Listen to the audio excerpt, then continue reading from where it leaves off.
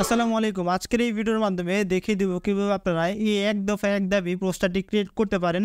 তো আমাদের মধ্যে অনেকেই কিন্তু আছে যারা এই পোস্টারটা ক্রিয়েট করতে চাচ্ছেন, কিন্তু কোন ওয়েবসাইট বা কোন প্রসেসও করব সেটা কিন্তু আমরা অনেকেই জানি না।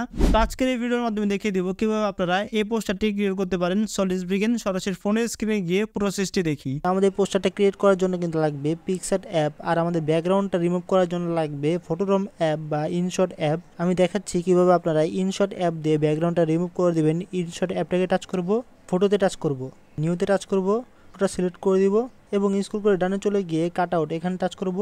তাহলে দেখতে পারবেন আমাদের যে ব্যাকগ্রাউন্ডটা আছে সেটা কিন্তু খুব সহজে রিমুভ হয়ে গিয়েছে। টিকে টাচ করে এক্সপোর্টে টাচ করব, সেভ হয়ে গিয়েছে দেখতে পাচ্ছেন। ব্যাগে চলে যাব, পিক্সার্ট অ্যাপটিকে ওপেন করে দিব, ব্যাকগ্রাউন্ডে টাচ করে দিব। এই ব্যাকগ্রাউন্ডটা আর এইসব যা লাগবে সব কিছু আমার ডিসক্রিপশনে এবং কমেন্ট বক্সে দেওয়া থাকবে, আপনারা ডাউনলোড করে নিয়ে খুব সহজে ক্রিয়েট করতে পারেন। এখানে আসার পর আমরা স্ক্রল করে ডানে চলে যাব, ডানে চলে আসার পর আমরা অ্যাড ফটো এখানে টাচ করব।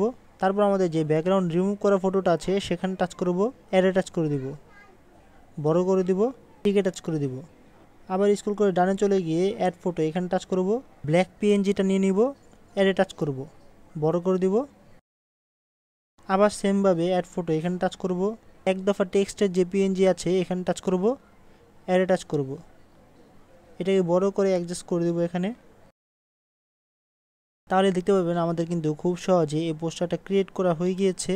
এখন আমাদের সেভ করার পালা। সেভ করার আগে আমরা এখানে টাচ করব, আমাদের যে ফটো লেয়ারটা আছে এখানে টাচ করব। টাচ করার পরে স্ক্রল করে ডানে চলে যাব, ডানে চলে আসার পর অ্যাডজাস্ট এখানে টাচ করব। টাচ করার পর স্যাচুরেশন এখানে টাচ করব এবং এটাকে একবারে 0 করে দিব। 0 করার পর টিকে টাচ করব, এখান থেকে লক করে দিব সবগুলিকেই। লক করে দেওয়ার পর টিকে টাচ করে দিব। তাহলে কিন্তু ভিউয়ার্স দেখতে পারবেন আমাদের কিন্তু কমপ্লিট হয়ে গিয়েছে। এখান থেকে আমরা ডাউনলোডে টাচ করব এবং সেভ আস জেপিজি এখানে টাচ করব, সেভে টাচ করব। তাহলে কিন্তু আমাদের গ্যালারিতে খুব সহজে সেভ হয়ে যাবে। আমি যদি এখন গ্যালারিতে চলে যাই তাহলে দেখতে পারবেন চলে এসেছে। টাচ করব, দেখুন আমাদের ছবিটা কিন্তু এখানে চলে এসেছে খুব সহজে। এটা কিন্তু আমরা ফেসবুক, ইউটিউব, টিকটকেও আপলোড করতে পারি খুব সহজে।